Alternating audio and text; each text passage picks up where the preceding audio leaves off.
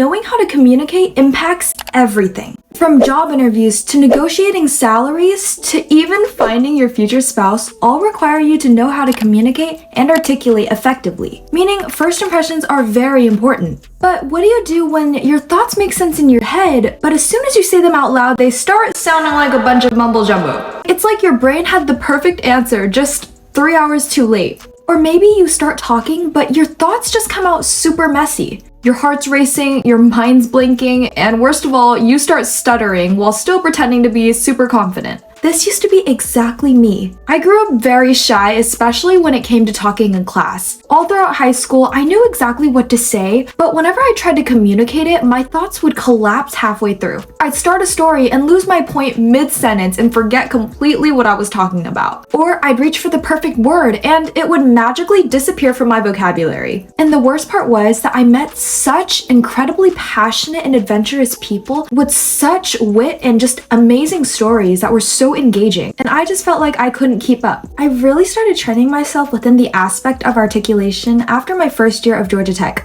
In one of my classes, 25% of your grade was to speak up 5 times in 5 separate class periods. Sounds easy enough, right? Not for me. So towards the end of the semester, when final grades were due, I panicked. I hadn't spoken up once, and I had 2 weeks of classes left. And I knew in order to get an A, I had to speak up every single day of class that week. So obviously, I was freaking out. But luckily for me, I practiced the exact skills that I'm about to teach you during that weekend. And when the time came, I raised my hand. So he called on me, and before I replied to his question, I really grounded myself. I paused and took a deep breath, and I used this amazing 3-step formula that I implemented the night before. My response just came out so naturally. Even when I stuttered, I didn't freak out because I knew exactly what I was gonna say after my current thought. He asked a bunch of follow-up questions after that, and I had no issues pulling knowledge from deep within me to answer them with confidence. I was so surprised with myself, and after that class, I actually gained quite a bit of confidence in here. However, the event that really made me want to start working on my speaking and articulation came at the end of the final in that class. So when I was turning my paper in, my professor looked at me and said, "I want to talk to you." So I stepped aside, and he told me, "Meg, you are such an intelligent young girl, and you have so much knowledge inside of you. Imagine the potential you could unlock if you just spoke with more confidence." That really stuck with me. It made me realize that communication isn't just about how others perceive you. It's about unlocking the version of yourself that you've been keeping hidden from the world. So if my story sounds familiar, you are not broken or unsmart. You simply haven't been taught to think out loud clearly. Because let's face it, no one has actually taught us how to translate the ideas in our heads into words that actually create emotion and communicate. In this video, I'm going to show you how to do exactly that. How to match your thoughts with your voice, sound more confident, and speak with the kind of clarity that make people want to listen.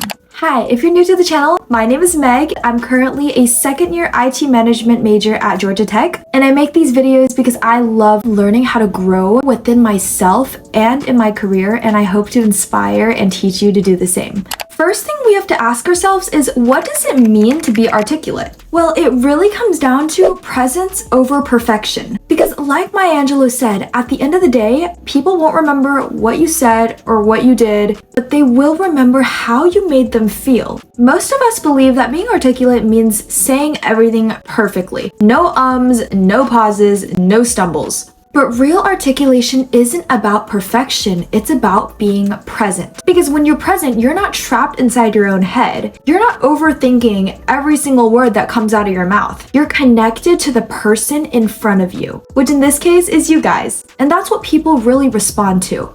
Real, authentic human connection. Really think about the most magnetic speakers you've ever listened to. They pause mid-sentence. They laugh at themselves. They take their time. You really get to feel the emotions within their words. And the psychological truth is, when you overthink every word, your brain enters self-monitoring mode. That's the same mode that triggers stage fright. Your thoughts start running a quality check before they even finish coming out of your mouth. And that delay, that microsecond of doubt, is what makes you stutter and completely forget your point. Most people, including me, speak really fast naturally. So when I get nervous, I end up speaking even faster and stuttering like crazy. The main issue for me is when I get nervous, I want to get my point across across really quickly. But when you start speaking really quickly, your words all become one big mushy mess and your impact significantly lessens. Did you hear the difference? Your voice is not just a tool, it's a superpower that can get you anywhere you choose once you learn how to use it correctly. Every great communicator knows when to pause, because the pause is where your idea lands. It gives your audience time to digest what you just said. And by pausing, you're also telling people that, hey, I'm in control of what I'm saying and I'm confident in what I'm saying. So next time you feel like your words are starting to blur and you're speaking really, really fast, slow down, take a deep breath, and pause. You'll be amazed at just how powerful silence can be. Now let's talk about the part that really trips most people up: organizing your thoughts before you speak. Chances are, if you're watching this, you've experienced this scenario. Wait, I forgot what I was saying.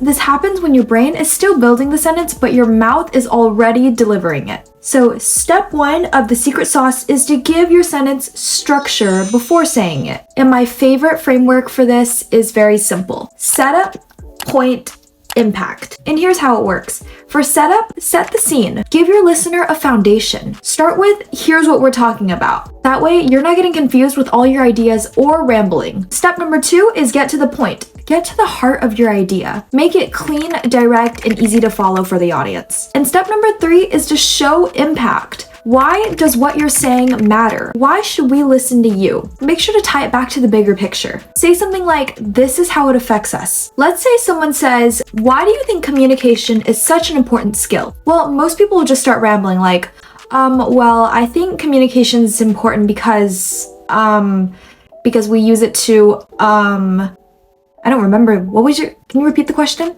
Yeah, we're gonna stay away from that. Now watch what happens when you use the framework I provided. So first, what you want to say for setup: communication is the foundation of everything from personal to professional relationships. Next, deliver your point. It's what determines how clearly people see your ideas. Now, impact. When you can express your thoughts well, you instantly stand out in interviews, relationships, and leadership. Now you sound like someone who actually knows what they're talking about. So next time you feel your brain getting fuzzy, don't panic. Just think of the acronym SPI. Setup, point, impact. What's my setup or context? How can I deliver my point? And how can I connect it and deliver impact? Once you learn to think in that order, any idea, no matter how unpolished, will suddenly sound confident and intentional. Step 3 is to cut out dead phrases. During a verbal discussion, your brain has way less time to come up with a response than if you were writing on paper. And when we feel pressure to fill the silence, our mouths start reaching for the same old empty placeholder phrases, such as,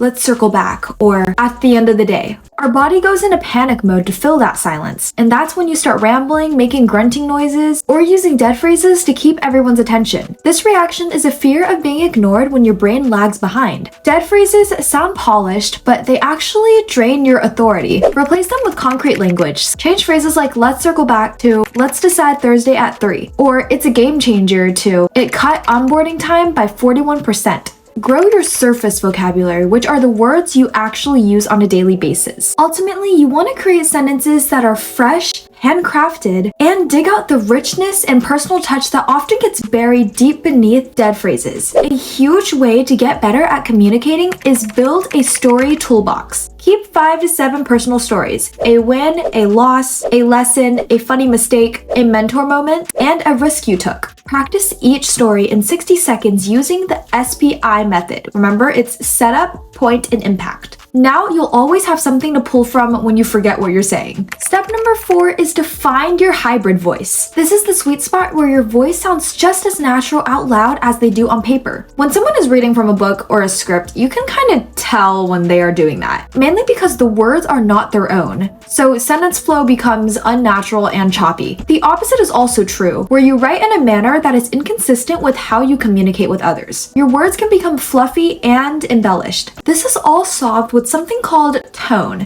Tone is very difficult to bring out on paper. It can take you several tries. Without practice on both speaking and writing, you won't have a good sense of how something would read to others. So take your idea, get pen and paper, your computer, a phone, and start writing everything you want to say. Then grab your recording device, in my case it would be my phone, and record you reading the actual words out loud. If it's awkward for you to say, it'll most likely be awkward for someone to hear. Pay attention to moments where it didn't sound natural and rewrite those parts the way you would actually say them. And after speaking that out loud, play the recording back and write what you hear on paper. The more you practice this, the more your writing and speaking voice will start to blend. Finally, step number 5 is to lead with conviction. Position yourself as an authoritative source of information. You can have the smartest idea in the room, but if you deliver it with hesitation, no one is going to take it seriously. For example, when you cut out the words "I think," you cut the redundancy of stating something you actually think and position the statement with more confidence. I didn't realize how hesitant and unsure I sounded of myself when I recorded my speech back to me and realized that I said the words and "I think" at least 10 times. Being human means you're gonna be wrong occasionally. I know this is a huge reason why you may be hesitant to start communicating. However, even news sources make mistakes occasionally, and it causes them to have to come out and apologize. But don't let a few mistakes tank your confidence. This is where you start examining your sources of information more carefully and continue to get better at storing and sharing information.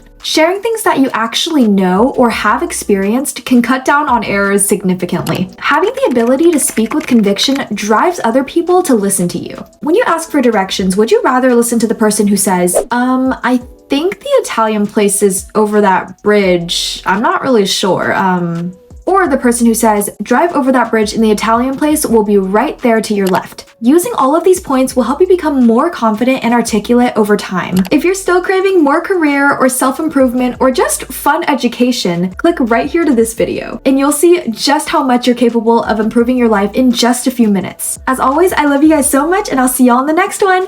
Bye!